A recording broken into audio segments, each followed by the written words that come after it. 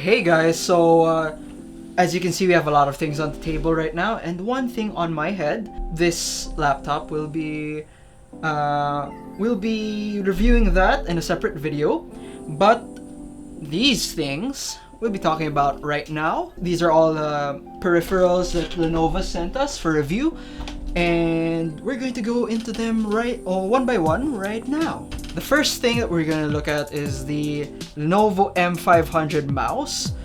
It's a pretty nice mouse, RGB, as you can see. Pretty colors. Ooh. So also we have braided cable. You know, depending on your preferences, you might hate that, you might not, because like as you can see, pretty stiff. So the mouse goes up to 16,000 dpi. Whether or not you'll be able to utilize that, that's up to you. But it's, you know, the option is nice. It has 7 programmable buttons. So you have the mouse click or the mouse wheel, the up and down DPI, the back and front, and yeah, so that's 7. The switches on this are Omron, clicky, and it has a PWM 3389 sensor, optical sensor, on the bottom here, and it's the same sensor that you can find on the HyperX Pulse Fire or the Razer Basilisk. It has what Lenovo calls an ergonomic design, but my hand begs to differ, because I don't know, a personal thing, I guess, that my hand doesn't sit quite comfortably on it. It's mainly this, I don't know what you call it, palm rest looking thing. The way my hand is, you know, made, it doesn't really fit well. The way I hold it as well doesn't really sit well with me. So it's mostly a personal preference. There might be someone out there who might like the way this mouse is built or designed. But yeah, maybe you just have to like test it out for yourself to see how well you'd fit, I guess, for the mouse. And it has, on the software, you could program 3 profiles. So even without the software, let's say you take it out, use it with someone else's computer, it has 3 onboard profiles. So you could just click it, switch it with this little button right here. And I guess now that we're on to the more like extra features that it has, we could also like mention that the lighting is separated in 3 areas. So when you're on the Lenovo software, you can program the mouse wheel lighting area to be different, as well as the logo like lighting area to be different, and the under lighting to be different as well. So you could have like, I don't know, red on top, yellow in the bottom, green on the logo. So that's a little bit of customization freedom for you. And oh, while we're here on the bottom, this is also a removable weight. It's around 10 grams. You can just press it here, and there you go. It's the weight is also like magnetized. Actually, I don't know which one is magnetized. There's a magnet in there somewhere. So it just clicks on there. Okay, so that's all we have for the mouse. Next up, we'll talk about the keyboard. So the keyboard is this thing, and as you can see, again, RGB lighting. It's, you know, rated for 50 million keystrokes. Red switch. Let me just take this out. There you go. You can see it. Red switch right there.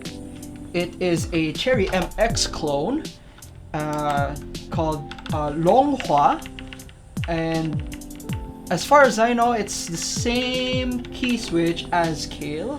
So, you know, if you're a fan of Kale, good for you. You can just get this keyboard. Since you know it's RGB per key switch lighting, so all 16.8 million RGB colors ready for your customization. Customization we will talk about for a bit. You can again per key customize, but like the software isn't really that good. I'd say like I've seen better software. Like if you look at the customization here, the per key customization on the software, the Lenovo software, it gives you like this drop down list of every key on the keyboard, and if it sounds like, you know, a hassle to you, it kind of is. Whereas like on the software, on this page of the software, you can find like a picture of the keyboard itself. I don't know what was like holding Lenovo back from just being able to click each individual key and like adjusting it from there. Or if Lenovo is listening, maybe they could like, you know, make that little adjustment just for, you know, quality of life adjustment. You know, more on the keyboard. So on the keyboard we have this one little switch here, which is the game mode key, and the only thing that does is when you press it, your Windows key doesn't like activate anymore. So when you accidentally press that during gaming, it won't like open the Windows start menu and exit you out of the game. It has dedicated media controls up here next to the game mode key. We have mute, volume up, volume down, play, pause, back, next, and this button that like adjusts the RGB lighting. If you want it off, easy access to the off. If you want it on, easy access to turning it on as well. So anti-ghosting, all key rollover, you know, all that usual stuff you find on high-end keyboards. And yeah, oh, before I forget, also comes with a wrist rest. So just like pops in there and you have a wrist rest. Very comfy. So moving on to the next.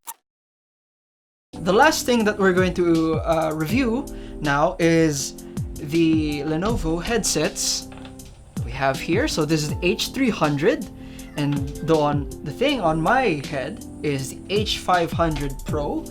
The differences between these two is that this one does not have the blue accents. Haha. This one, you know, kidding aside.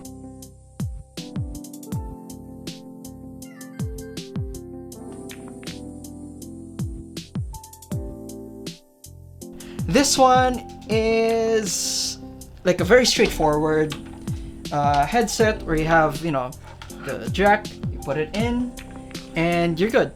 This one has a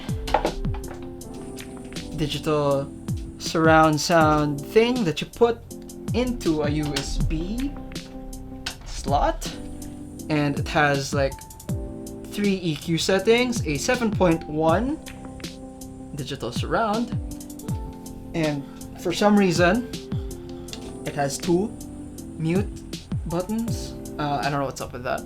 There's a mute switch here and a mute switch here. Yep. Oh, back. There we go. So there's also a volume up here and another volume up here. The headband here, as you can see, is also self-adjusting. The one problem with self-adjusting headbands is that they usually use rubber. Look at that. They usually use rubber for like the self-adjusting like mechanism, and I don't know how long the rubber will last. There might be at some point where it'll be very loose and it'll just like slide up and down your head super easily. So that's one thing to consider before you get these. Sound. The sound, if you're listening to like music, it's okay for like casual listening, but if you're used to more high-end headphones, like let's say, you know, Sennheiser headphones like HD600, Audio-Technica M40X, things like that, you'll probably find these things, you know, probably not to your taste. But for, you know, if you're not too iffy, you're not too like maarte with your sound, it'll be fine. You know, if you're just gonna use it for gaming, you're not gonna use it to monitor audio, things like that, it's fine. Although the bass is pretty, like a lot of headsets, you know, a lot of gaming headsets, the bass is a little bit overpowered, a little bit muddy, but you know, like I said, for casual listening, it's fine. If you're not too iffy, it's fine. But the more expensive H500 does have this EQ thing that we showed a while ago. So when you press it, the first light on there indicates a bass boost. I wouldn't recommend using that because the bass is already, you know, kind of overpowering, kind of muddy, so you'll be doubling down on that, so that's not really recommended. The second light over here is what Lenovo says is a vocal EQ preset, and it does like bring up the mids a little bit, but you can still feel that like the low end like creeping up. So the vocals are a little bit more it's still a little bit like overpowered by the low end. And for me, the best setting here is the third setting is the flat. And while again it still doesn't make the headphones perfect, I'd say that it's the best like EQ preset on this. Tries to, you know, lower down the bass, make everything, you know, flat, because, you know, it is the flat setting. And this is 7.1 setting, so if you want to have that 7.1 experience, it is just digital 7.1, so it's still just two dynamic drivers on this. So it's digital 7.1. If you want to try that out. Personally, I'm not really a big fan. I've tried 7.1 on a different headset that offers like digital 7.1. It's never been really my cup of tea. But if you want to try it out, it's there for if you want to. So if you want to see us use all of the things on this desk, we have separate video up here. It's up here, right? Yeah, whatever. So in that video, we test the laptop, we test the keyboard, we use the headset, and we use the mouse on a game of Apex Legends, you know. So yeah, if you want to see that, check that out. And also check out our review of the laptop as well. Probably here as well. The Y740 is designed with the Wi-Fi. Overall, the keyboard feels great. You know, it types great. The lights are nice. It's really pretty. Feels very sturdy. Again, yeah, no flex that much, so very sturdy. The headphones are great for gaming. If you're not too iffy with audio, it's fine as well. The mouse, while it doesn't really feel as comfortable to my hands, so personally it's not very comfortable. The mouse, the features are great.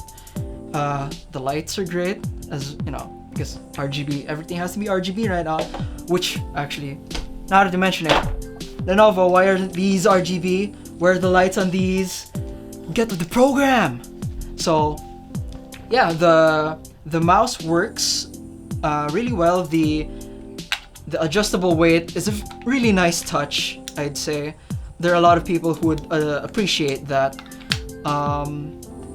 The functions of the mouse is pretty good. Like I said, we used it for a game of Apex, and I had pretty good time with that. 5 kills. Yes, 5 kills. So, and yeah, the cheaper H500 is good as well if you don't want all the extra bells and whistles of having like the surround sound thingy-mabob, and you know, and what else was on this? The memory foam. You know, if you're not too iffy on the memory foam thing as well, it's pretty good. So yeah, it's great.